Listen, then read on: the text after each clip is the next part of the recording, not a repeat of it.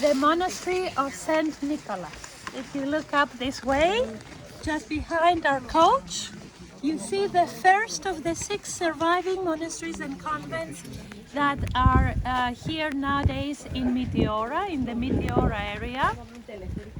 And this one is dedicated to Saint Nicholas, which is in our tradition is the one who protects travelers in the sea, sailors, captains, and so on. And this gate across the street, half hidden behind our bus, is the main gate to this monastery. And in order to go up to the top, where you see the porch on the right side, where the entrance is, the walk up takes about 20, 25 or more, of course, minutes, depending on how fast or slow you go. And in the little building that you see up there at the top of the rock, there's 7 different stories, 7 different floors or levels, one on top of the other. I know it looks impossible from here, but they have dug into the rock to create the extra spaces and floors, and you can see from here 4 different levels as we look at it. So there's 3 more that are not visible inside the rock. Wow. That's how they lived up here, starting, my friends, in the 7th century. The first hermits and ascetics and monks arrived at this area in the 7th century.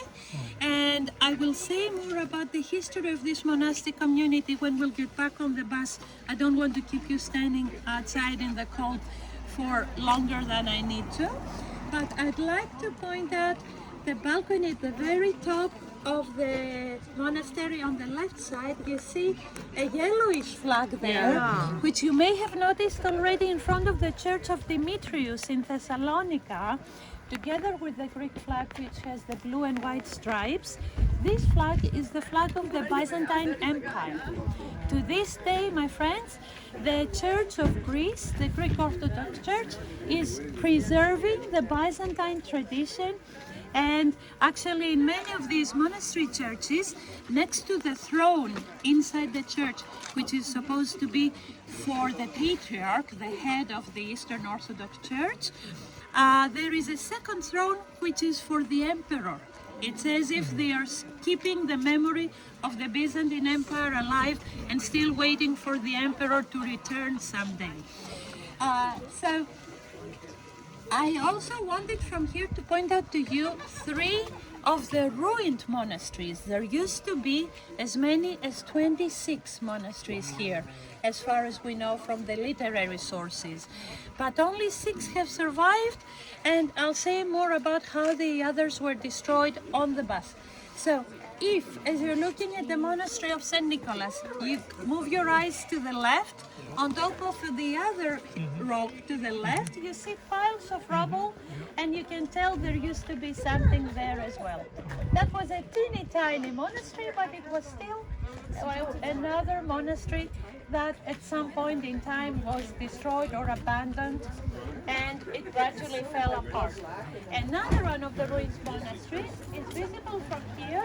If you take a look up to the right, you see on the right hand side there a large tall rock, and in front of it there is a smaller one, on top of which again you can see the piles of rubble, and there's a little green grass growing on those piles of rubble.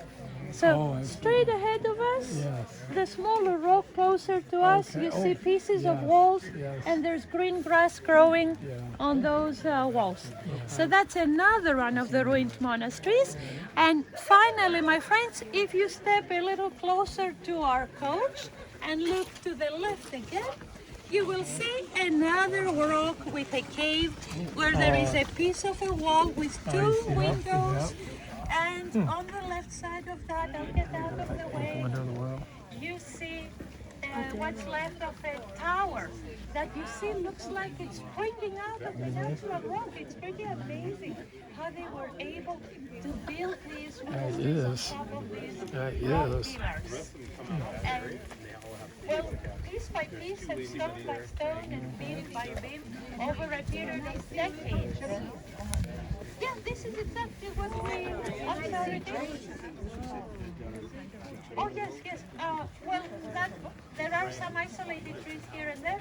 I can't see far enough to see if there's walls there, but it could be later. So these are the things that are worth our attention from this place, my dears. Yes, please. Slaves for this, did they? No, we're talking about Christians. In this case, no slaves. Well, yes, Christians, of course, sometimes could have slaves. That has happened in over time. You are absolutely right to ask the question. No, these were built by the hermits and the monks who had come here to escape the Arabs in the East Mediterranean. Most of them came from countries like Egypt, Syria, Palestine, which were predominantly Christian countries until the 7th century. And that's when the Arabs began their expansion after the death of the Prophet. And they swept through northern Africa and the East. And that's when there was a massive, my friends, flow, a massive movement of thousands of Christians from those areas where they had been living in the deserts in those countries to Europe and especially to Greece, because Greece was the first country on their way to safety, to safe places. So if you had the chance to see these things and take your pictures, let's go back to the bus and continue.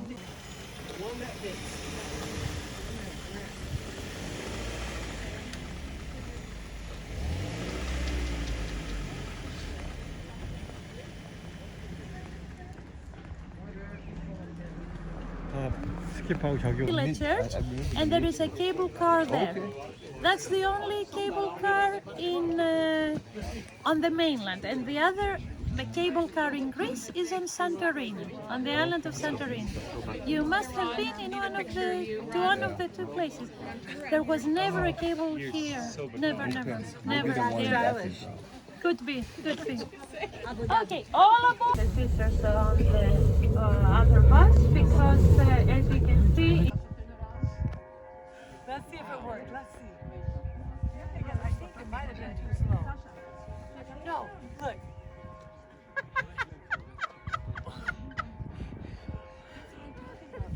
Oh my word. Why don't you turn this way because there's a bunch of people. The person. Share it. Oh,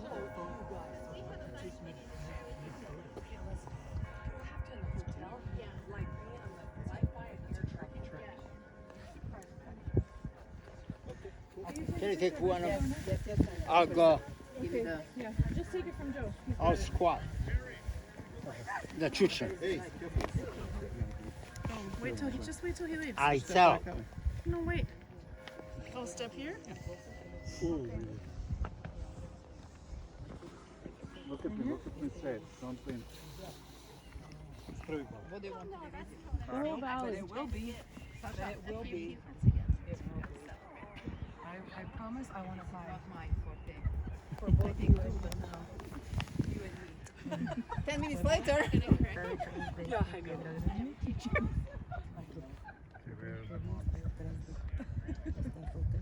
Oh, there is 5 now. 1, 2, 3, 4, 5.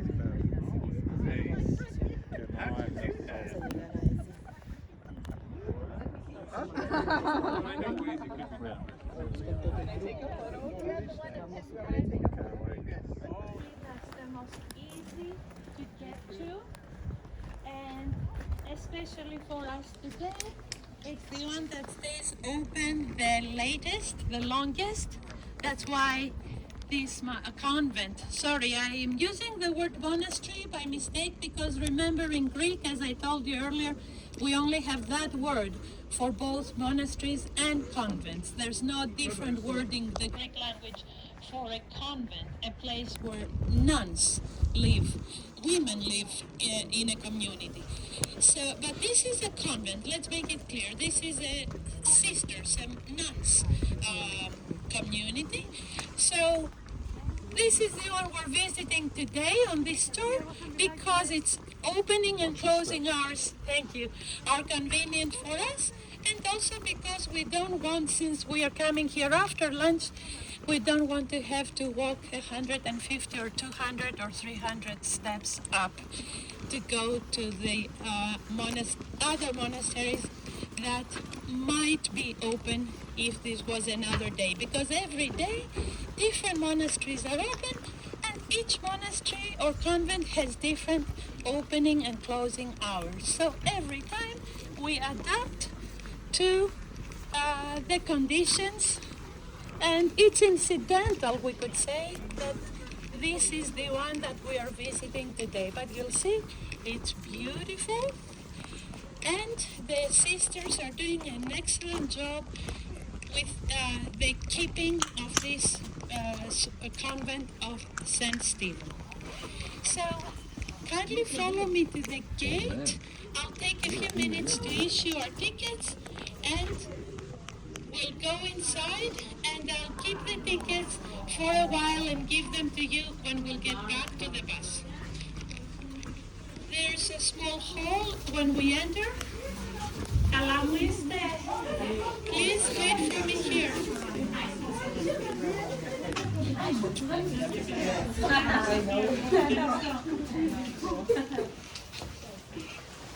If you'd like, my friends, please come on this side so we can have enough room for everybody. But please don't go too far. If you don't mind, let me get the ticket. And the on the right hand side, next to the cypress trees. And on this side of this complex, you see the wooden porch. That was the place in the Byzantine period and later where they would have the winch, the windlass, which they would turn in order to bring up the net that would bring up people and supplies. So we mentioned earlier the first monks climbed up to the top of these rocks with their bare hands and feet. And then they would throw a rope or a net down and help the rest of the brothers up. Here's the town of Kalambaka now, again on our right, down below. And later, in the 14th, 15th century, according to the literary sources, they had a system of successive scaffolding, like a primitive wooden staircase, and the scaffolding was supported by wooden beams that were wedged into holes and cracks in the natural rock. And of course, later they came up with the idea of a winch, a wheel, that they would turn, and they would lower a basket or a net, and you would put yourself inside that basket, and you would be winched up or pulled up to the tower of the monastery, and that's how you would visit the monastery until the 19th century. This system was used. So we'll say more about that, my friends, but this is as far as we can come by bus.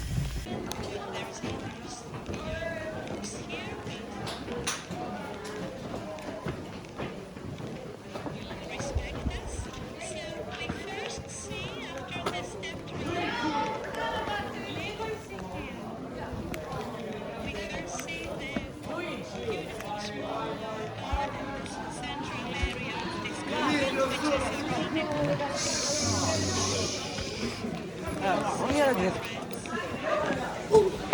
the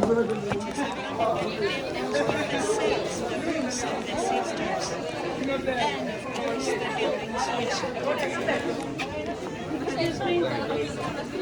where you find there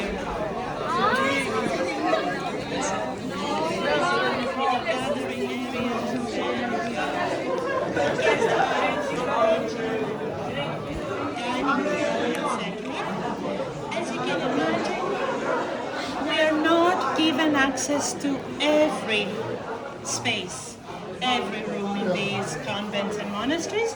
We're allowed to go only to certain places. Of course, the sisters as well as the brothers in the other monasteries keep some of the areas of the convent to themselves as private.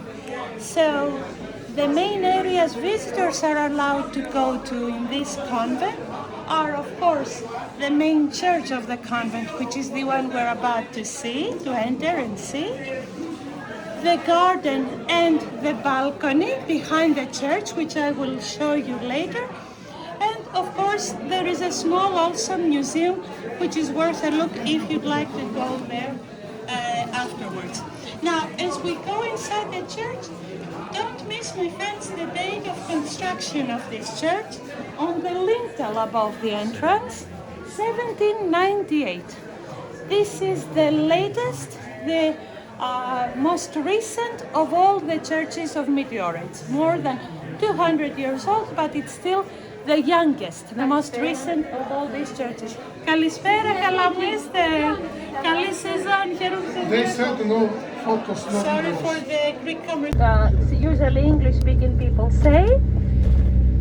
And this adjective means suspended in mid-air, hanging in the middle of the sky, in the middle of the air.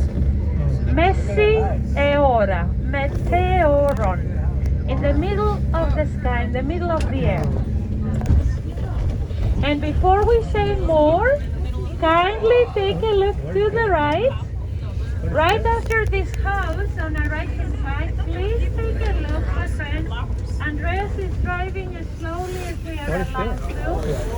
See that large cave with the pieces of fabrics hanging from ropes inside the cave? It looks like it's people, but it's not people, my friends. Those are ribbons and scarves and handkerchiefs. Pieces of fabric, of textile, that are hanging from ropes, like we dry out the clothes in the sun. And there's a little chapel there, which is dedicated to St. George, one of the most popular saints of the Eastern Orthodox Church. And there is a story in this area that explains all those handkerchiefs and scarves and ribbons that you see hanging inside that cave. So the story goes that back in the years when the Ottomans were here, when the Muslims were here for 400 years, one of the Ottomans who lived in the area tried to go up to the top of to that cave to defile the little church of St. George. And as he was climbing, he fell and he bumped his head and he was very seriously injured and he was bleeding and bleeding and he was near death when his wife found him. So what she did is she took off the scarf that she had tied around her hair and she tied it tightly around her husband's head to stop the blood. And take a look at the monastery that shows now at 2 o'clock as we are approaching, coming up on our right. So she tied it tightly around her husband's head to stop the blood and she prayed to the God of the Christians and she said, she promised they would both convert to Christianity if her husband would be saved. And the miracle happened. Her husband was spared, was saved, and they both converted. They were both baptized. So in commemoration of that conversion, every year on the day when we celebrate the St. George, according to the Greek Orthodox religious calendar, the young men of that village go up to that cave. The first one climbs with his bare hands and feet and replace the scarves and ribbons and handkerchiefs from the previous year with new ones. That's done every year. It's a tradition that's hundreds of years old, and as you can imagine, a lot of people from many neighboring places come here to watch the young man climbing up to the cave and doing that. So I said the first one climbs with his bare hands and feet, and then he throws a net or a rope ladder and helps the others up. So that's the tradition of that cave. Now, this is where we make our first photo stop, my friends. I will ask you please, as soon as we get off the bus, to turn on the headset so I'll be able to share some things with you when you will be outside the bus. Let's take a look, please.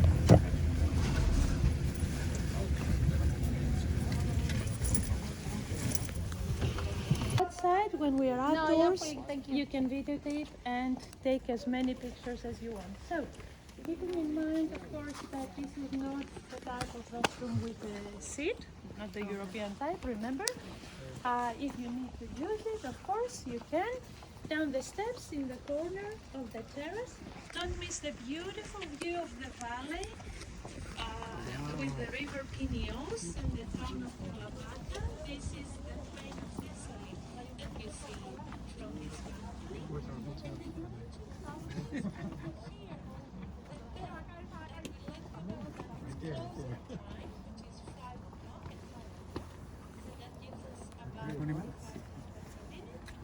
When you hear the bells ringing, it's time to turn around and go out of this convent the way we came in. So that way, with the church on your left and the museum on your right, you go up and then down, and on your way out, you'll find a small tip.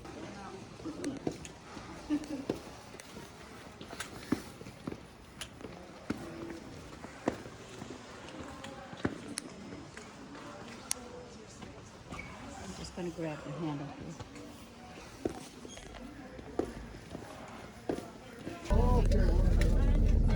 I was under the impression.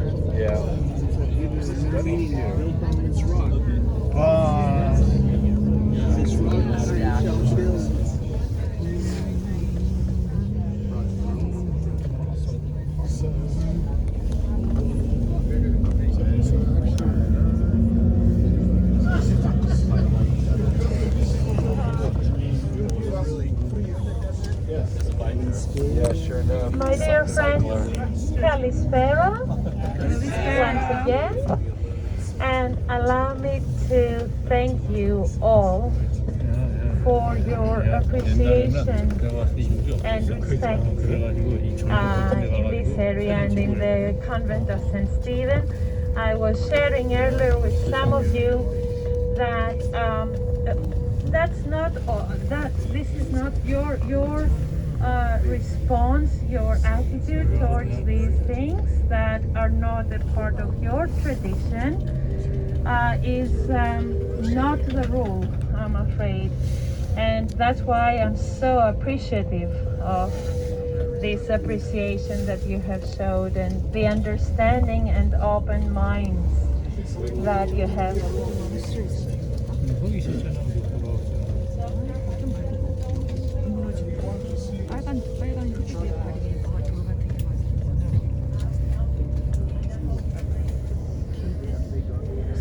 Well, Dr. Ranka is telling me that we all believe in the same God, and I couldn't agree more. But after so many years of coming to these places with pilgrims from all, God bless you, the different Christian denominations, I have to tell you that not everyone is as tolerant and open-minded and sweet as you are, and well informed. You know, the illegal name is Vanna Peters. You know, Rudolph Vanna Peters, but most of the people do not know his middle name. But the Rudy is wearing his name tag Vanna, right? Rudy, would you come here to pray for us? I will be happy to. Let's pray. Yeah. God, we thank you for this day. We thank you for your power. We thank you for your goodness. We thank you for your mercy. Now, as we go on our journey, we ask that you go before us. Protect us from harm, danger, and accident. Keep our drivers sharp. As we engage, God, may we see you in each other, and may we be drawn closer to one another. Bless us, we pray now, in Jesus' name. Amen. Shades and variations of the pink color. This is the area which I was referring to earlier, the center of the fruit production in Greece, the plain of West Macedonia, which is not the largest plain in the country, but definitely the most fertile piece of land. And straight ahead of us, we see a part of the mountain that is rising just above the town of Berea, which is coming up on our right. And the name of that mountain is Vermion. And it's one of the hundreds of mountains of the Pindos range.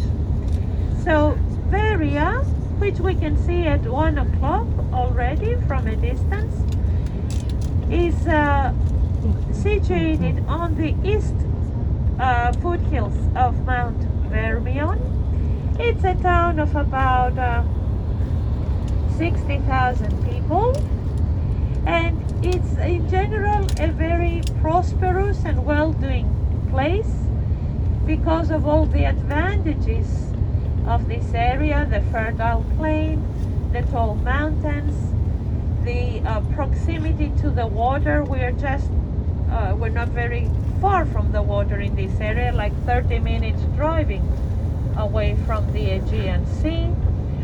And higher up on the mountains there are 3 ski centers, so there's also some winter tourism, let's say, in this area.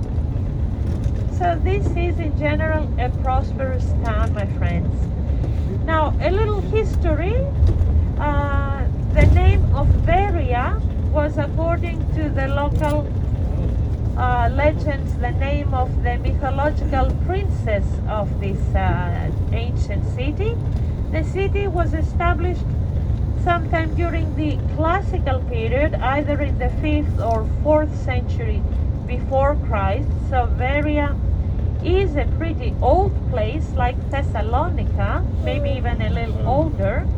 It's not a modern town. But as it happens in Thessalonica and also so many other towns in Greece, the modern town is sitting on top of the ancient one. And there's very limited space. There's no opportunities really to do any excavation work, because the modern buildings are sitting on top of the ancient ones. So in these kind of places like Berea or Thessalonica or Athens, we can only have what we call rescue excavations, which means that someone wants to build a new apartment building. In the basement they find some ancient walls and ruins. They are supposed to call the archaeologists. Most of the time they do. And the archaeologists come and examine the antiquities, and if they come to the conclusion that what has been found is very important, then the work has to stop. And the archaeologists go ahead with the work. They document everything, take pictures, move some things if they are important, and then they allow the construction to continue. That's what we call rescue excavations. They try to save as much as possible. And of course, sometimes they find things that they think are unique, and that's when the owner of that property gets in trouble, because I think the way you call it in English in the US is eminent domain. So we have the same thing here, and the government has the right to take that piece of property. Of course, they're supposed to compensate and give money or another piece of land, but it's never the same. The money is never enough. So that's why the truth is that sometimes people do not report the antiquities, and they just cover them up and continue the construction. Anyway, so my friends, this town, like Thessalonica, is mainly known as a Byzantine town, in the sense that most of the important monuments in Berea are from the Christian era, from the Byzantine period. This town is called the Jerusalem of Greece, or Little Jerusalem, because they have located and recorded 70 little Byzantine churches in the town of Berea. 70 Byzantine churches have been found in Berea. They are not, my friends, as old as the churches in Thessalonica, which are early Christian churches, but they are very important for our study of Christian art especially painting. And the interior of the little churches of Berea is beautifully decorated with all kinds of Christian paintings showing the life of Jesus, the miracles, the parables, the life of the martyrs, their stories, and so on. The characteristic of the Berean churches is that because of the fact that a number of them were built during periods of foreign rule, like Latin, Frankish rule, or Ottoman rule and others, the local people disguised their small churches and made them look like houses or barns or stables from the outside. So these little churches can easily escape our attention when we pass them, because we think we're looking at an old house where the inside it's a church. It's very, very characteristic. Some of them are so teeny tiny that they are found in the backyards of the houses of the Berean people, and the owners of the houses hold the keys to these little Byzantine churches. And when we do tours, Byzantine tours in this town, we go from door to door, knock on the door, say, "Can I have the keys to see your church?" We go inside, take a look, take some pictures, and then we have to lock it again and give the keys back to the owner of the backyard, the yard where the church is located. So it's a lot of fun, believe me. But these small churches are very special, and it's interesting how they were trying to avoid the fury, the fanatism of the Muslims or the other enemies in order to save their churches from sacrilege and catastrophe. So on the way now to the center of Berea, where we will get off the bus to walk to the old Jewish quarter, I will have a chance to point out to you a few of these old Byzantine churches, and you will see how, let's say, unimportant or humble they are. And remember, that was intentional. They didn't want to impress, they didn't want to show off and show how wealthy their city was. They were trying to do exactly the opposite, hide and disguise their churches, so that in the case of the Ottomans, the enemies would not attack them and defile them or destroy them. So one of these older churches is coming up on our left-hand side now, ladies and gentlemen, right after this mustardy building on our left. Take a look here on the left-hand side.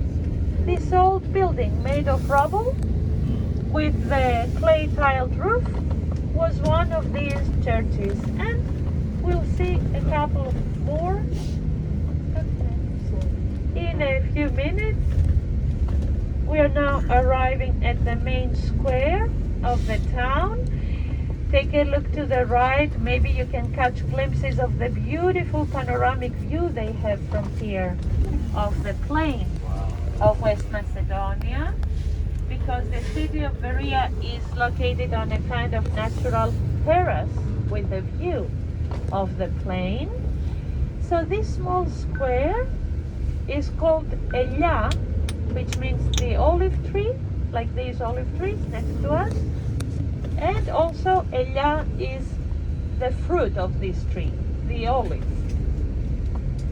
in Greek. And in a minute or two we're going to make a left, and right after the turn on the left side of the road, if you'd like to take a look, you'll see another little church which is dedicated to the resurrection of our Lord, the Anastasis, as we call it. This is so far. Why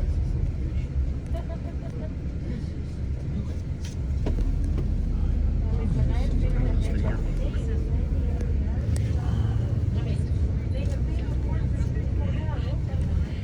Of course, when I saw it, I said, wow.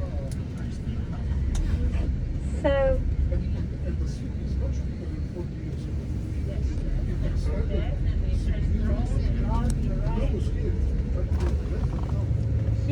my friends, on the left-hand side, if you'd like, here's the little church made of bricks and rubble and clay tiles, and it is surrounded, you see, by a later gallery all around it. This small single-aisled basilica, that teeny tiny rectangular building, which was built in 1315, is the most famous of all the churches of Berea. And now, my friends, kindly take a look to the left, right on the sidewalk. You see these little flowers surrounding a few slabs of stone right next to the bus on the left-hand side. Here again, on the left side, you see right next to the little shrubs, there are a few pieces of ancient pavement. This is, it's not the Ignatian way. I don't want to confuse you. This is not a piece of the pavement of the original Ignatia like what we saw yesterday in Philippi, but it is a Roman period road. And another piece of this same road is on our right hand side now, right in front of us on the right side of this street. Those of you who are sitting on the right, take a look, my friends, on the sidewalk immediately next to the bus, you see a piece of pavement that is similar to what we saw yesterday. But it's not the Ignatia. It's Roman period, not the Ignatia. Here's another old church on our left. This is what they all look like. And these are actually, this was a larger one. Usually they're smaller. So everywhere in this area there are bits and pieces of this Roman road, which according to the archaeologists was the decumanus of the city, one of the two main roads of a Roman period city, the Carpo and the decumanus. The decumanus was moving on a north-south axis. 나 여기 오면 돈 벌 수 있을까? 사모님 꼭 필요하겠네. So my friends, we're now going to turn left and park our coach on the side of the street. And from this spot, our buses, both our buses will park here as soon as the driver who has parked his van in the wrong place will move. Now, please do not think that we are once again bending the law here. This is actually something we are allowed to do by the mayor of the town. There is a sign that says parking only for tour buses. So we're going to go on the sidewalk. So please hold on to something. Don't get up yet because Andreas is still maneuvering. I deal with this issue, which of course is natural. We all have to go to the restroom at some point, especially after our breakfast. So here on the left, after we have turned the corner, is the second coffee shop. If a few more of you need to go right now. Later, of course, as I told you, we will give you some time, like 20 minutes or so, to do that before we get back on our bus. And let's pause here before we go across the street, my friends. I know you're anxious to keep walking, but we don't want to disappear and lose our friends who are still in the coffee shop. Let's stop here, my friends, and wait a little because we're going to go across the street here. Is there a post office close by? I'm afraid no. Oh my God, I forgot about that. Did you? Are you still looking for? Still looking for a stamp. Well, why don't we solve the problem easily? I believe I still carry some of the stamps I used to have with me. If I don't, we will do our best. Oh, don't even mention that. As long as the important is that I have, because I took my other wallet this time.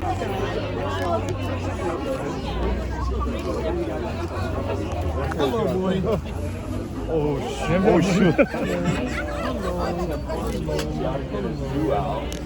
Yeah, looking for some food. Yeah, food. You need to feed them. Huh? They want to be fed. Hello. Wow, that tail could hurt somebody. You're a good boy. You're a good boy. You're a good boy. You're a good boy. Don't touch.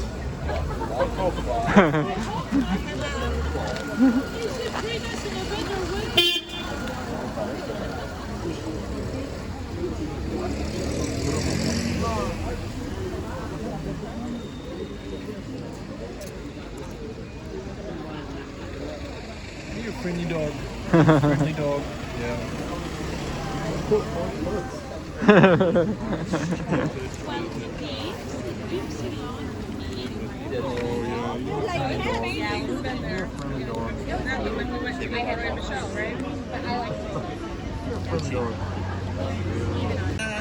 Courthouse of Berea. They have new law courts now outside the town. So this building is empty, but this is the area where the old Jewish synagogue was, the old Jewish quarter is located. So we're going to go around and behind this 19th century building.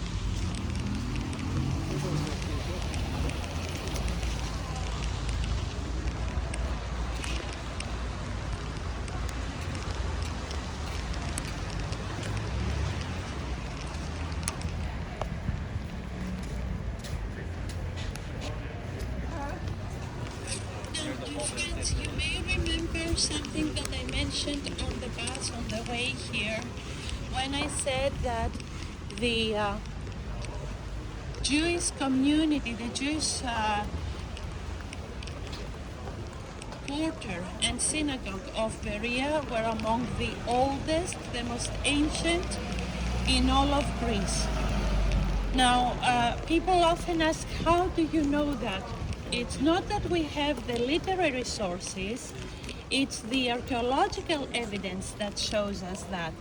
And in order to explain, I will pause here in front, well, close to this small parking lot to point out to you, my friends, on your left-hand side, these pieces of the city wall.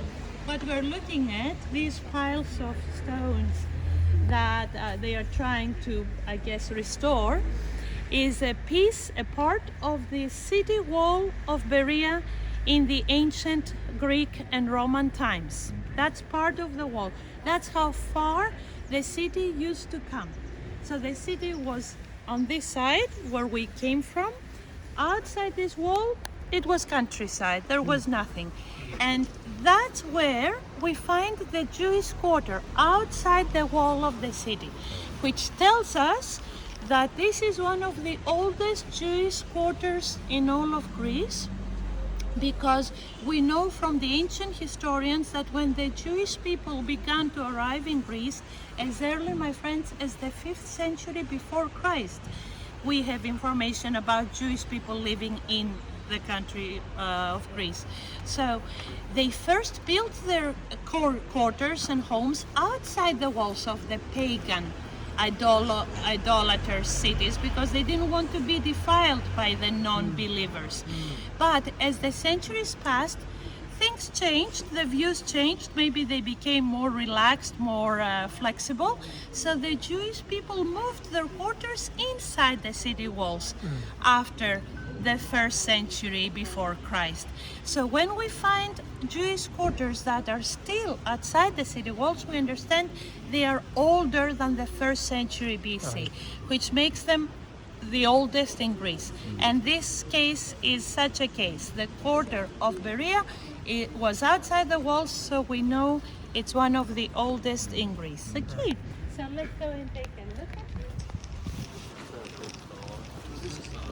and a modern town, like we saw on the first day in Thessalonica. You may remember the area that we called the Anopoli, the upper town on the Acropolis hill. That area is the oldest quarter in Thessaloniki. It's the old town. In Athens, you'll see something similar. There's an older part of the city of Athens, which is called the Plaka, at the foot of the Acropolis, which is like old Athens, older Athens. And it's surrounded, of course, by the modern city. So here in Berea, we have something similar. We have the area we're entering now, which is the old town. And all around it is the modern town of Berea. The Jewish quarter is on our left-hand side now, my friends. We will enter it and look at its main square where the synagogue is located. But as we are approaching, notice the architecture of the old Jewish homes. Remember, there's no Jews in Berea anymore, so these homes are not owned by Jewish families anymore. They're owned by local families, but they used to be homes of Jewish people. And so the exterior is like a wall protecting the neighborhood, the border, and this entire border only has one entrance. This tunnel is the only entrance and exit. That's how it used to be. They could only enter the Jewish border or exit from it through this narrow passage. So that's why, as I mentioned on the bus, it was easy for the Nazis, when they closed these doors of this tunnel, to trap all the Jewish people in Veria in their quarter, in their neighborhood. That's how they were able to take all 800 of them and put them on the trains. No one escaped. Put them on the trains and send them off to Germany and Holland. So this is the central area, the central space of the Jewish quarter, my friends. We are surrounded by buildings that used to be homes of the Jewish families of Berea. If we wanted to follow the pathway down, we would arrive at the river of Berea, a river that runs through the town, for obvious reasons, because the synagogue, which is over here, had to be close to living water, running water, and have a mikvah. And they have actually discovered a mikvah, a ritual bath, as you know, in the foundations of this later synagogue. And that mikvah that they have found is from the Roman period. They say it's from the 2nd century before Christ, so that must belong to the synagogue that was here when Paul was here. Even though the present day building is much older, later. It's, remember, from the early 19th century. It was built on the ruins of the older synagogue, which in its place had probably been built on the ruins of the even older, and we go as far back as Paul's time, right there, which shows us that the synagogue was always there in this area, in this quarter. This is it. You see, some of the old homes have been nicely painted and restored and renovated. Some are now under restoration. Some are still old and abandoned. But sadly, there's no more Jewish people living here anymore. This is it, my friends. Let me see where Dr. Ranko is. Maybe he would like to share with us. About visitors in the synagogue. It's closed at the... Sometimes we find it open, sometimes we find it closed. I say it's closed at the moment, my dear. But Going down to Corinth, to Athens and Corinth. So just be reminded one more time, when the trouble started for Paul in Thessalonica, we talk about that. We say in chapter 17 of the book of Acts, the brethren immediately sent Paul and Silas away by night to Berea. And this is where we are. It says, when they arrived, they went into the synagogue of the Jews. And now comes that well-known text that so many times we are using. You know, remember that. Now these were more noble than those in Thessalonica, for they received the word with great eagerness, examining the scriptures daily to see whether they things were so. The traditional interpretation of these texts is, and it can fit the meaning in Greek, it can fit. It says they are more noble-minded, more than people in Thessalonica. Sometimes it's very, very hard to compare it because in Thessalonica, within a short time, a sizable church was established. They really accepted the gospel message with the whole heart. And when even Timothy came to visit them, they were still very, very strong in the midst of persecution. Okay, but the Greek word is used in the context that really can be noble-minded. They did not only receive, but they were searching, which really, it's in contrast to Thessalonica. Let me tell you, I travel in different parts of the world where you can go just with short preaching, you can have a significant number of converts. But when you leave, there are some other people with different teaching. Many of those people will as quickly go and follow others. It means they are carried usually by emotions, etc. So really, the Greek can go in that way. But some modern scholars, they say also they are more in favor of that those Jews who were here in Berea, now we see that. We heard a lot from the tour guide, what you explained to us. There was a sizable Jewish community, very influential here. They had long history, that they were really more noble with regard to their social status. So it means they were not just ordinary people who were just carried by the argument, etc. They were inquisitive in their minds, maybe more educated. Are you still with me? So the text can go in different way. So when we preach, we should take into consideration two things rather than simply to carry it by the traditional interpretation. Okay. So Paul had a very, very positive experience here in Berea. Okay. And verse 12 is telling us about something. Therefore, many of them believed, along with the number of prominent Greek women and men. Sizable, okay? The church here in Berea was established probably nothing less than in Thessalonica. But there is always the word but. This is something that always Paul followed Paul throughout his ministry, that eventually led him to Rome. But when the Jews of Thessalonica found out that the word of God had been proclaimed by Paul in Berea also, they followed Paul. Those people followed Paul constantly during his ministry. And finally, they really can be blamed to what happened to Paul in Jerusalem. So please, I want here to make a footnote. It's very hard to say Jews. So many times when you go to the New Testament, we say Pharisees. And even today we make good jokes about Pharisees.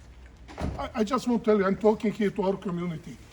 Pharisees in the New Testament were as good as Seventh-day Adventists are today. When you put the emphasis on the law of God, you are perceived as legalists. And the New Testament does not talk about the Pharisees in general. They talk one particular group of Pharisees in the New Testament. By the way, we are already familiar that there was a second sect, major sect among Jewish people, Sadducees. And Sadducees and Pharisees, they could not stand each other. Their beliefs, their orientation toward government were completely stood in opposition to each other. But in the New Testament, whenever it talks about the Pharisees, they try to oppose the work of Jesus. They're always the Pharisees from Jerusalem. They're not any Pharisees. And they were always in company with the Sadducees. What does it tell you about something? wealthy people and Sadducees who were so eager, they were afraid the teaching of Jesus can really provoke the reaction of Romans and what will happen to their wealth. But you know, many of those Pharisees like Nicodemus, Joseph who prepared the tomb of Jesus for burial, and the Gospel of John is telling us many of the Pharisees, they believed in Jesus, but they were afraid not to be kicked out, from the synagogues. They were hesitant in confessing Jesus publicly. But we go to the book of Acts, many of those Pharisees accepted Jesus as the Messiah. So we have, sometimes when we use certain expressions, we have to be careful.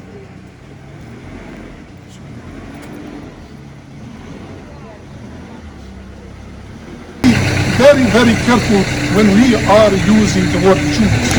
Keep in mind, the beginning of Christianity began with Jews. And the Jews went to proclaim the gospel among them. So we had to be careful. So these are not any Jews. These were the fundamentalists. These were the people who could not stand Paul because Paul was selling cheap grace. He betrayed the Torah, the law of Moses, and all Jewish customs. They followed Paul constantly. When they heard about what was going in Berea, they came, and what were they doing? They were raising that negative feelings toward Paul. And then we read in verse 14, then immediately the brethren sent Paul out to go as far as the sea, and Silas and Timothy remained there. This is a very important point. Paul went with Luke and probably a few others. He went down. We will see that. We are following that. Paul went toward Athens, but he left Timothy here. And now, what we have here in verse 15, now those who exhorted Paul brought him as far as Athens. That's what we will see there. And receiving command for Silas and Timothy to come to him as soon as possible. By the way, we don't learn too much from the book of Acts. But if you go to chapter 2 of 1 Thessalonians, Paul explains why he left Timothy. He said, you were constantly in my mind, Thessalonians. I worried about you. So I told Timothy to go back to see how you live. And see, it happens here, in this place where we are now currently. That's all what we can say about Veria. We heard great information about the city, but biblically speaking, we just have a short account, and this was just one more stop station, if I can say, in Paul's missionary activities going down to south. So the next time what you will hear from me is in Athens and Corinth, that we will be there. But just so far that we understand what was going on here and why Berea is significant. Beside that, they were so different than Thessalonica. You know what we preach from the pulpit, but we have to put it in the context of history, what was going here. That's all what I can say at this point. Is there any historical facts that you can see where Paul was? Where he was? They can tell us about that. Oh, okay. No.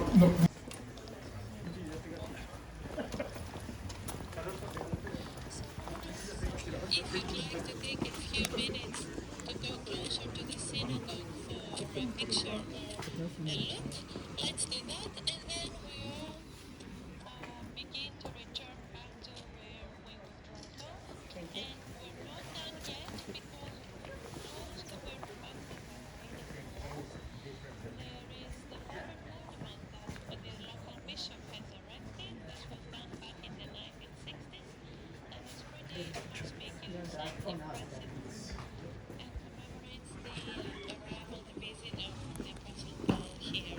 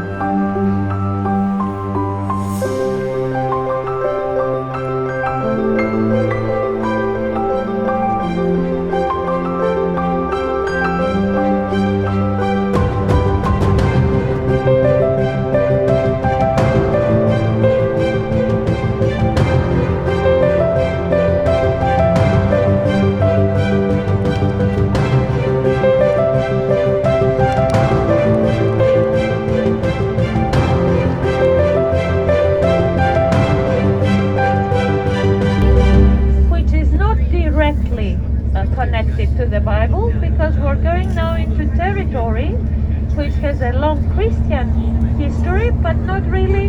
It's not in the Bible.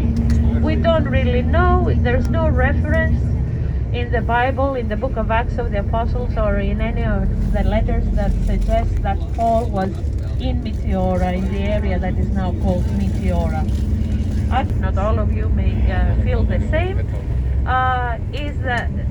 The views are that since the text says he was escorted to the sea, that he took a ship to sail to southern Greece. That's what the text is implying, according to the opinions of most of the Bible scholars. And not very far from where Berea is a port that was in the time of Paul pretty significant. It's called Pydna, Pydna. That's on the coast of the Aegean, but we didn't go that far south, so you'll just have to take my word for it, I'm afraid. So Pydna is a coastal area about 40 minutes driving from here, so that would be a day's journey probably for Paul and the people who were escorting him out of Berea.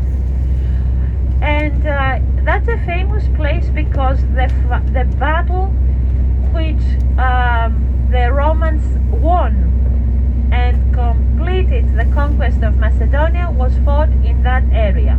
It's the famous Battle of Pydna, Pydna, in 168 before Christ, and that's where the last king of Macedonia, called Perseus, was defeated by the Romans, and that's how the Romans completed their conquest of Macedonia, by defeating Perseus. And then of course they continued south, where they conquered the rest of the country. So the port of Pydna was, according to the archaeologists and historians, the most important as well as the closest port.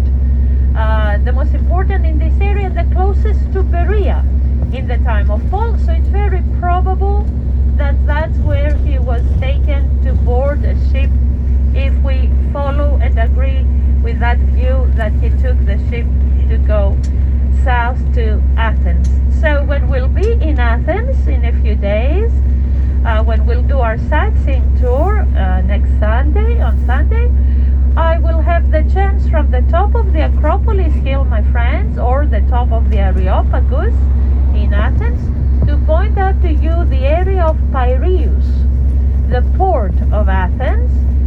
That port has been there since the 5th century before Christ. It's still there, and it's the most important and largest port in all of Greece, one of the 3 most important ports in southern Europe.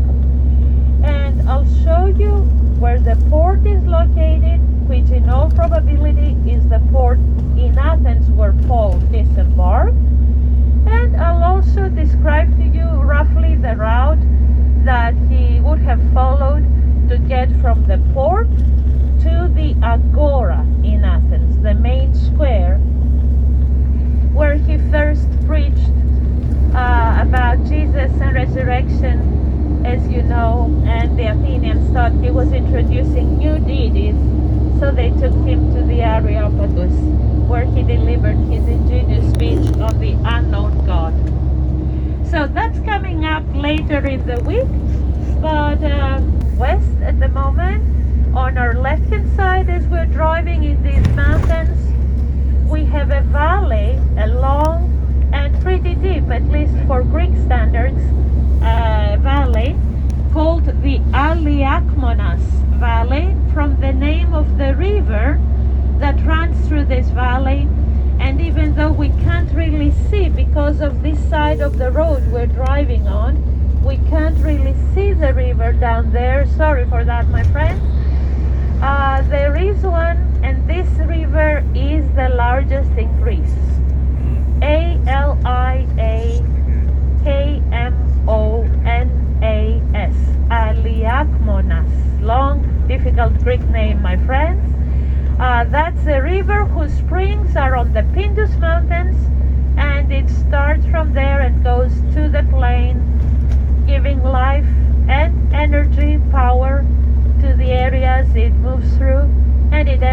at the Aegean Sea. So it's the valley of the Aliakmanas River that's on our left, and we're going up to the Pindos Mountains. These are the mountains which are, in this case, the natural borders between West Macedonia and Thessaly, the next province to the south, where we'll find our lunch place first, and then the monasteries of Meteora, and eventually in the afternoon, or late afternoon, our Hotel Amelia, where we have one night. So the Pindos Mountains, my friends, are full of national parks. We have a number of national parks in Greece. Nothing, of course, as huge and maybe as important as your national parks like Yellowstone, but we do have a good number of parks, protected areas, and in this case, this area that we are going to cover on the way to drive through, on the way to the next place where we'll stop for restrooms, is protected and is a national park because of the population of brown bear that lives in this area. Now, for people who live in the US and especially in states to the modern day area of Albania, and it ended at the Adriatic coast at a small port town of which was an ancient Greek colony called Dyrrhachium. That small port is nowadays an Albanian port town called Durrës. And that's where this the ancient Ignatian way used to terminate, to end. And travelers coming from the east and going west would follow the Ignatian way, take a boat at Dyrrhachium, go across the Adriatic and land at Brindisium, modern day Brindisi in Italy, one of the most important Italian ports, and then they would continue their journey on the Appian way, the Via Appia of the Romans, which was leading straight to Rome. Or, of course, the reverse, people coming from Rome who wanted to travel to the eastern provinces of the empire would first travel on the Appian way and then take the boat in the Adriatic and then travel on the Ignatian way to the coast of the Bosporus in the area which is now Istanbul. So this modern motorway, which was completed about 15 to 20 years ago, is nowadays going all the way to the Greek coast on the Adriatic Sea. By the way, the Greek people, my friends, call the Adriatic by its original ancient Greek name, and we call it the Ionian. So the body of water immediately close to the coast of Greece, west coast of Greece, is the Ionian. And then if you go a little further west and closer to Italy, that's the Adriatic. So that body of water has two names: Ionian, ancient Greek name; Adriatic, Latin and English name.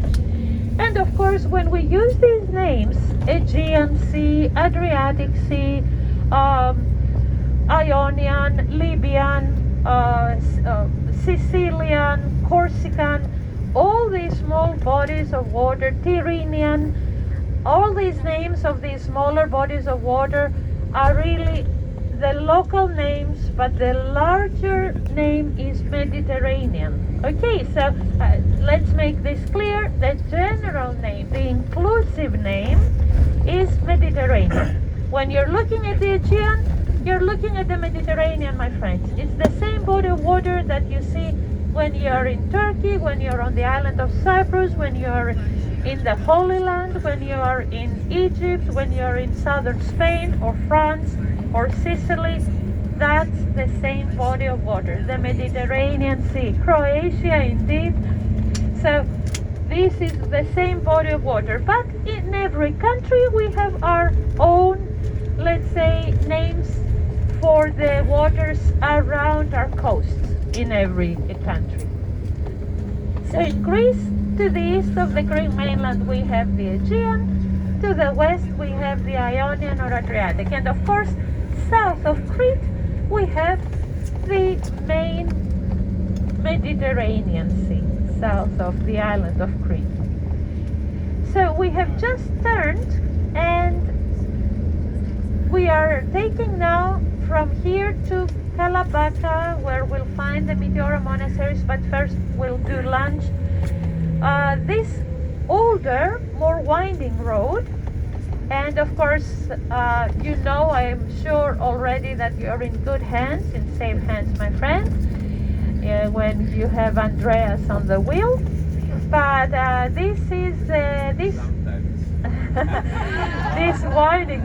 Sometimes he says, my friends, he has a sense of humor. You can see. So we are getting off the main land routes, let's say, and we are taking smaller country roads like this one. We are, let's say, off the beaten path in this area, in this case, which is of course a great opportunity to see areas that most travelers to Greece don't have a chance to see. And you get a taste of the beauty of the Greek mountains when we follow this route from Berea to Meteora. So we'll slow down, of course, a little. We're not on the nice Ignatia motorway anymore. And we'll be at our lunch place in a little more than an hour. So we will descend later towards the plain of Thessaly, and we will find the town of Kalambaka at the foot of the Meteora pinnacles, and a nice local restaurant at the foot of the Meteora rocks is where we'll have our lunch. That's a different type of restaurant where we'll have our lunch today, my friends. It's not the sit-down served lunch like we had yesterday. In this case, it's a restaurant that combines the cafeteria style restaurant and the sound movements and the strong earthquakes. The Thessalian Sea's waters were emptied into the Aegean, into the Mediterranean, and the Thessalian Sea became a large plain, which is nowadays the largest plain in Greece. Now, the waters in this river can sometimes be pretty fast and strong, and this is an area where in the winter time and early spring, people who love extreme sports come for their canoeing and kayaking. So this is a pretty spot. Take a look, my friends, to the right, and we'll go on this old bridge now. You'll have this nice view of these rocks and the calm water, greenish water, on the right and on the left. We just have to wait because this is an older and narrow bridge. So this road is a shortcut, my friends, for people like ourselves who are traveling from Berea to Kalambaka. So here you see on our right and on our left, this is a pretty nice spot.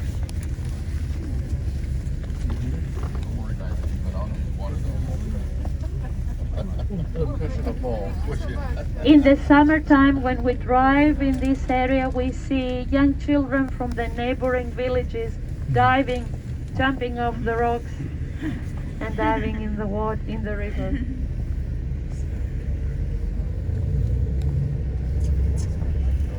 So my friends, I just remembered a couple of you had asked me yesterday when we had seen the lakes, especially the second one, the larger one in the area north of Thessalonica, on our way to Kavala in the morning. You had asked me why were there, were there no lake houses close to or around the lakes. So let me take the opportunity now to say this on the microphone in case more of you were wondering about that, especially people who live in areas where there are large lakes, like I imagine some of you. Always ask that question, because when we pass areas where there are lakes and ponds in Greece, they notice that there are no people living close to the lakes. There's no lake houses, and it's very rare to see villages close to the lakes. So the answer to that question is that it's the different mentality of the Greek people, my friends. We live in Greece, which is a country that is surrounded by salt water. So in our minds, the word for water is synonymous to the word for sea. When we think of water, when we think of a place housed by the water, we always think of a beach house. We think of a sea home, a place next to the sea. We don't even imagine or think of putting a house next to a lake or a river. It's just the fact that wherever you're in Greece, you're never too far away from the sea. So in our minds, it's the Aegean or the Ionian, which are the places where we want to put our home or vacation home. And that's just the way it's been for thousands of years now for the Greek people, who have always been a naval and maritime people of travelers and sailors and captains and explorers and colonists and adventurers.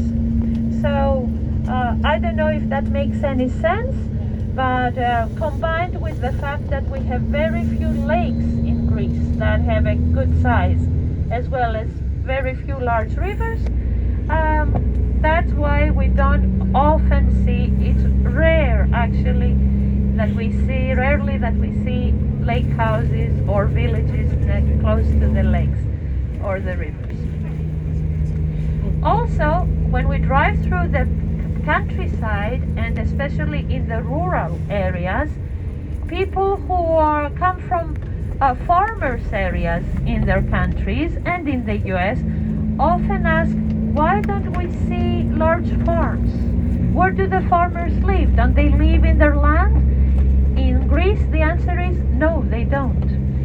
It's much more common in Greece to see the farmers clustering and living in villages or small towns all together, and then when they need to go to their fields and their property, they drive their tractors or pickup trucks, etc. They do the work they need to do in their fields, and then they drive back home in the evening.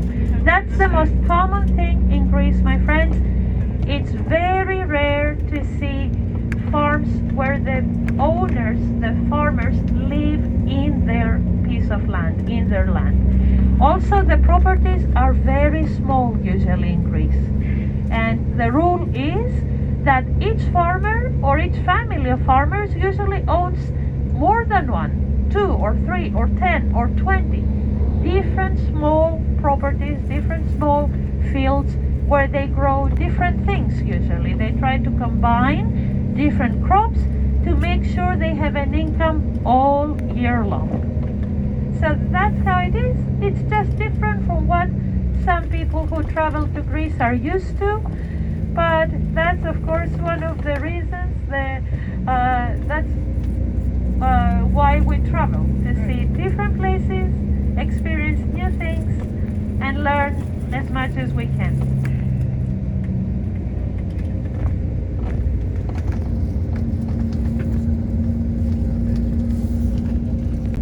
We say in our tongue, you are in Hellas. The original name of this country, the ancient Greek name, is Hellas. Hellas. This is Hellas, and we are Hellenes. We are the Hellenes, the Hellenic people. The reason why it's a different word in Greek and in English is Latin. filter, my friends. Ancient Greek texts and names were first filtered through Latin. So when the Romans came from the west to conquer Greece piece by piece, when they first landed on the west coast of Greece, they met, the first Greek tribe they met were called Greci. So the Romans called all the Greeks Greci, even though that was originally the name of one tribe. But they were the first ones they met. So they called all the inhabitants of this peninsula the Greci. And the peninsula was called Grecia. Graecia. Don't forget, in Latin, a C produced a hook sound, a K sound. So Greci or Grecia in Latin, in modern Italian, as those of you who are familiar with Italian can tell, it's Grecia and Greci, pronounced a little differently. So from the Latin word, you have in English the word Greeks and Greece. Okay, so Hellas became Grecia and Greece, and the Hellenes became Greci and now Greeks in English. That's the reason, my friends, and that's why words like Hellenic or Hellenistic, which is the term we use to describe an entire period of ancient history, are words that simply mean Greek, Grecian. Hellenistic means Greek. The Hellenistic period, it tells us that the Mediterranean world had been Hellenized in those years after Alexander's conquest, and that's why that period was called Hellenistic. It's the period between the death of Alexander the Great in 323 before Christ and until the Roman conquest of Greece, which ends in 146 before Christ. That period of about 150 years, when the four kingdoms, the four horns of the goat existed, that's the Hellenistic period, when the arts flourished and Greek was the lingua franca, the international language of the world. And that, if I may say so, was the main contribution of Alexander, my friends, to mankind and to the spreading of the gospel. Alexander gave the world of his time a common language, and that's the Greek that the New Testament was written in. That's the Greek you're all familiar with, and it's called Kini Elliniki, Koine Greek, common Greek. The Romans built the roads, Alexander gave the language, and that's how the gospel traveled. So I'll be back later, my friend.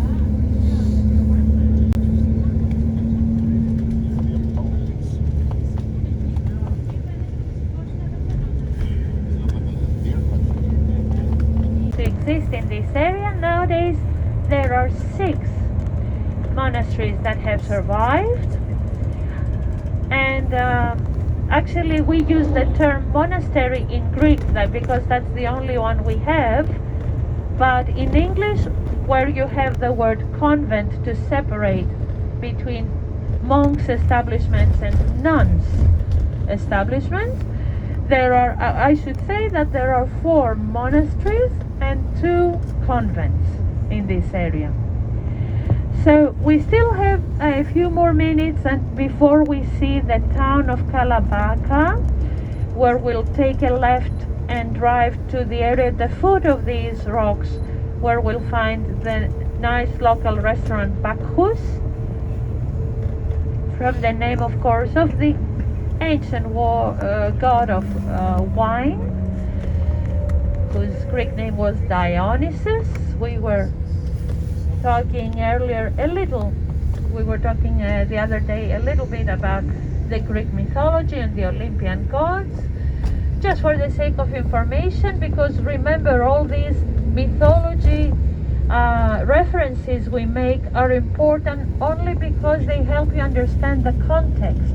They help you understand the world where Paul traveled together with his friends, the Christian missionaries traveled, and the challenges they faced when they were dealing with pagans, with idolaters, with people who believed in these gods and accepted them with all their flaws and weaknesses.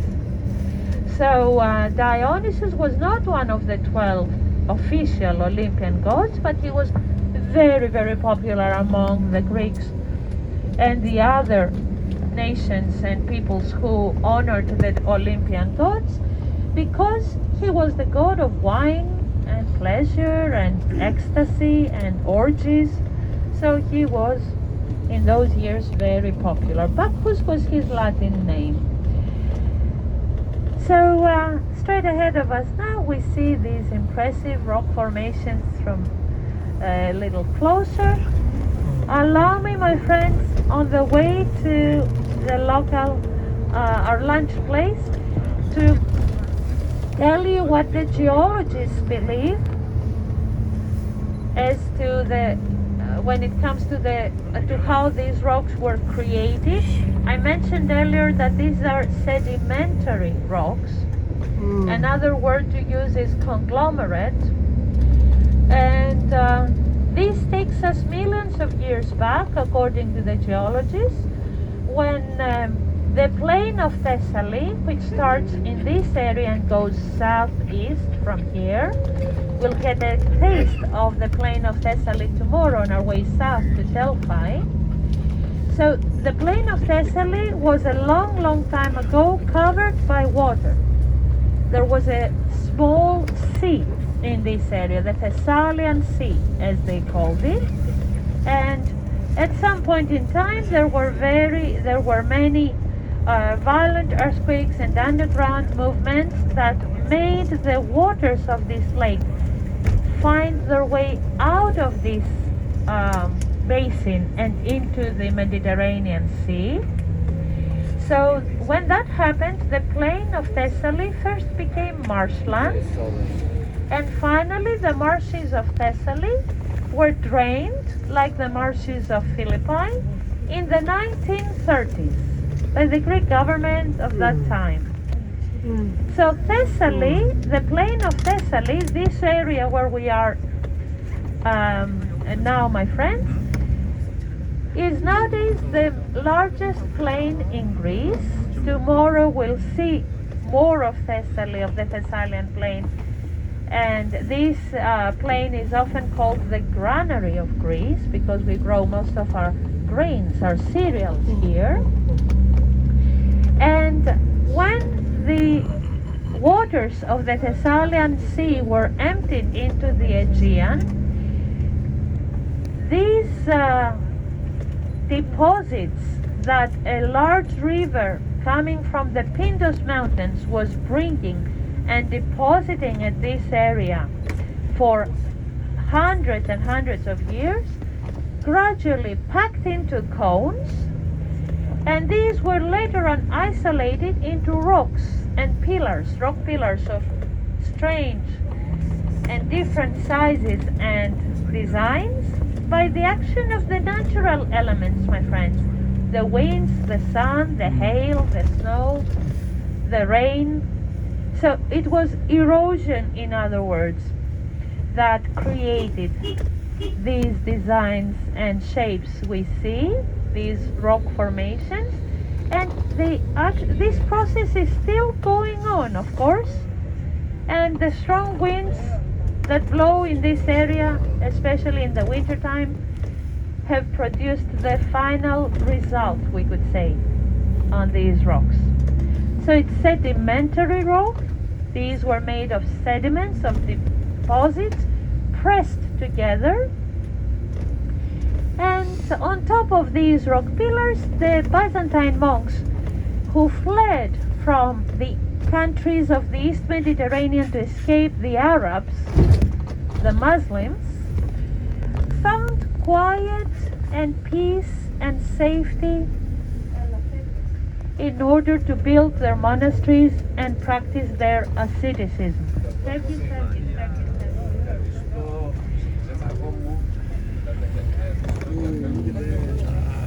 you. our tent. We're now just minutes away from the local restaurant on the edge of the town of Kalambaka, where we'll have our lunch. You see how close we are to the Meteora monasteries. And after our lunch, we will drive closer to the Meteora rocks. We'll on the way to the convent of Stephen, which we'll visit. We'll stop a couple of times to take a look at the view and take pictures, and then we'll visit the convent and get a taste of Orthodox monastic life.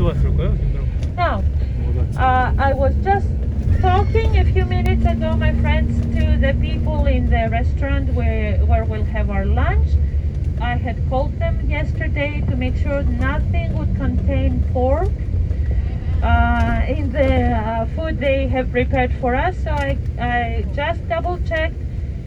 Everything you'll see here, even the meatballs, they have everything. For those of you who want to have some meat, nothing contains pork. They assured me there's no pork in the moussaka, in their dishes, nothing. And there's many choices also for people who don't eat pork. There's many vegetables, there's rice, there's potatoes, there's stuffed peppers with just rice. So you'll have a chance to try some good Greek food, and I hope you'll enjoy it. Also remember, for those who need to change into a skirt or something like that, this is the place to do it. Before we go, make sure you visit the bathroom, because I have to tell you, up in the monasteries, the only type of bathroom we can have is the squatty potty. If you're used to that, okay, but I usually lay.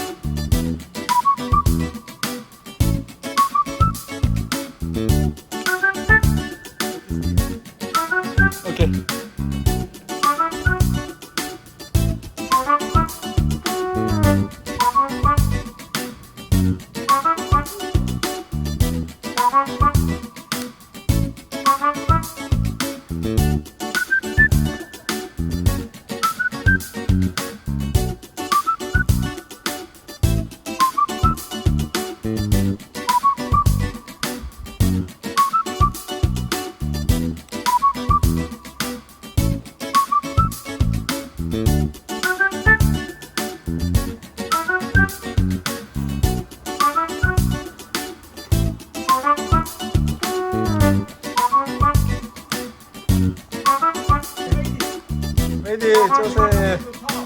To Joseph made it.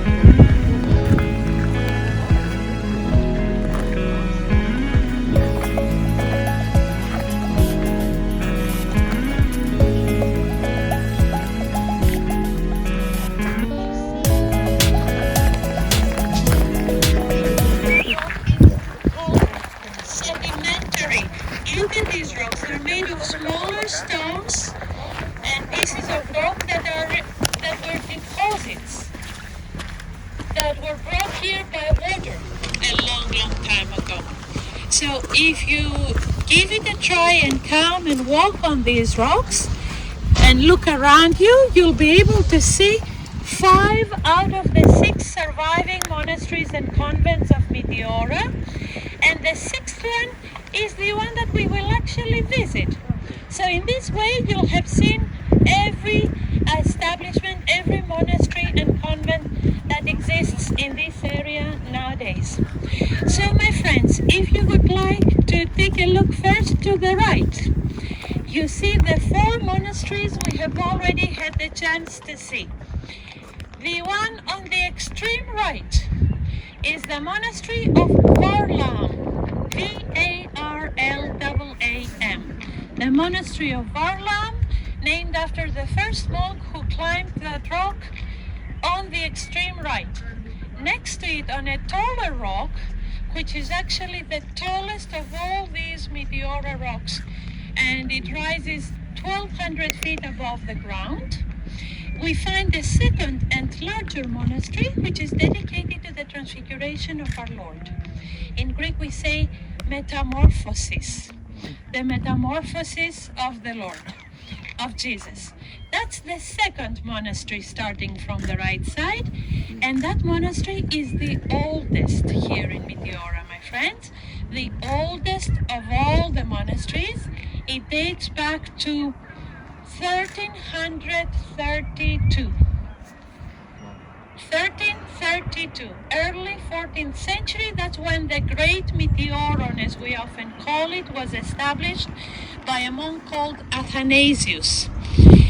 And as I said, it's the oldest and largest of all these monasteries. Then we go down a little, and the third monastery we see is actually one of the 2 convents. That's the convent of Saint Barbara. Saint Barbara, or Barbara, was one of the first martyrs of the Christian church, and the main church of that monastery is dedicated to her, so that's the convent of Saint Barbara, the third one, starting from the right. And then on the extreme left is the one that we saw at the very beginning, the monastery of Saint Nicholas.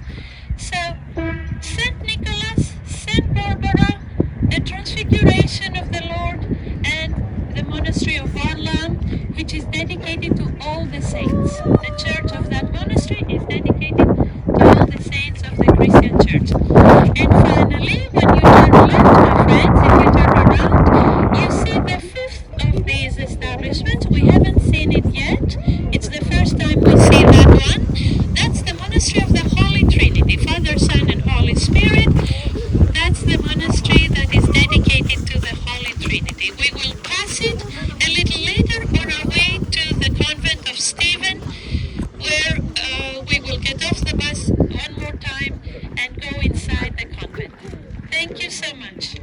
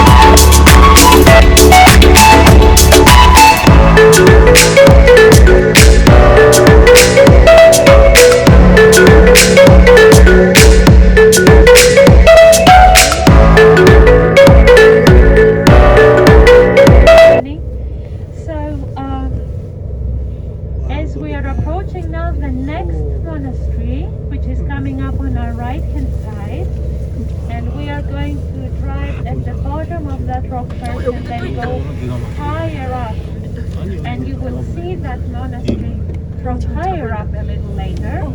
So in general, my friends, let me say I would advise you 와, 여긴 잘 지었네. to try to stay 저기, 저기. alert at all times, because as we are driving in this area on this winding road, there's different views of the rocks and the monasteries from every place and every bend and every curve. So it's good to try to stay alert so you will not miss anything. Because even though Andreas is always driving very carefully and slowly whenever that's possible to give us as much time as possible to see everything, it's not always possible to do that, so we only have a few seconds sometimes. So if you take a look to the right, for example, now you see St. Nicholas Monastery.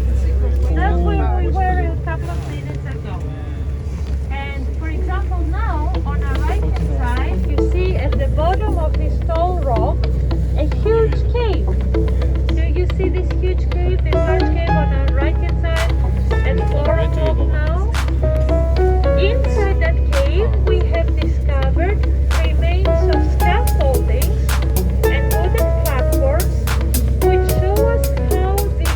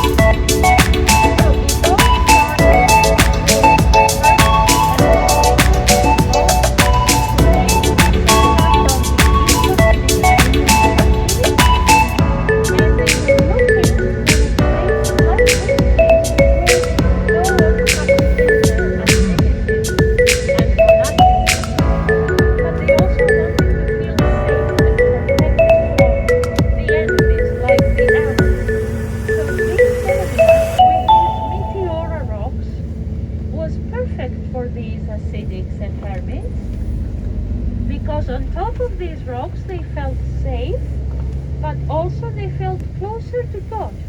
And they were able to lead their solitary life, which was a harsh life, as you can imagine, a life of devotion and prayer, which in their mind was equal to the martyrdom of blood that the early martyrs of the Christian church had suffered. So this, of course, has to do with the Orthodox theology and the Orthodox practices. And in different parts of the Christian world, my friends, there are different forms of monastic life. There's the eremitic life, the solitary life. There's the communal life, where the monks live in a highly constituted monastery.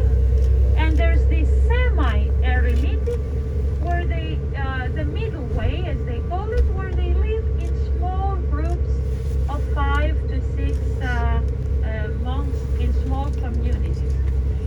So, in this case, we're dealing with the organized monastic life, because in these monasteries, the monks live all together and share all the duties, all the work, all the responsibilities. And the ideals of monastic life are chastity, poverty, and of course, faith, deep faith in the Lord. So as we are moving slowly here, on the right hand side you see 2 monasteries rather than one.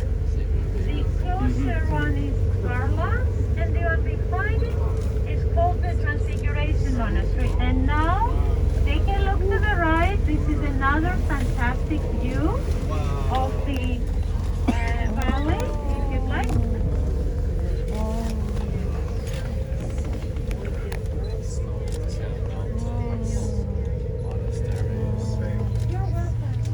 My friends, we are going to stop again in 2-3 minutes, and you will have an opportunity to see all of these monasteries again from a slightly different angle, but you will see them again, and you'll have the opportunity to take pictures of all of them, and I will remind you of all the names and point them out to you in the headset, in the microphone, so that you will know which one you're looking at every time, and I will spell the names in case you'd like to take notes. So, as I was telling you, the first monks and hermits who arrived at this area lived alone inside the caves of these rocks, natural caves, natural grottos, and they spent their time in prayer and contemplation.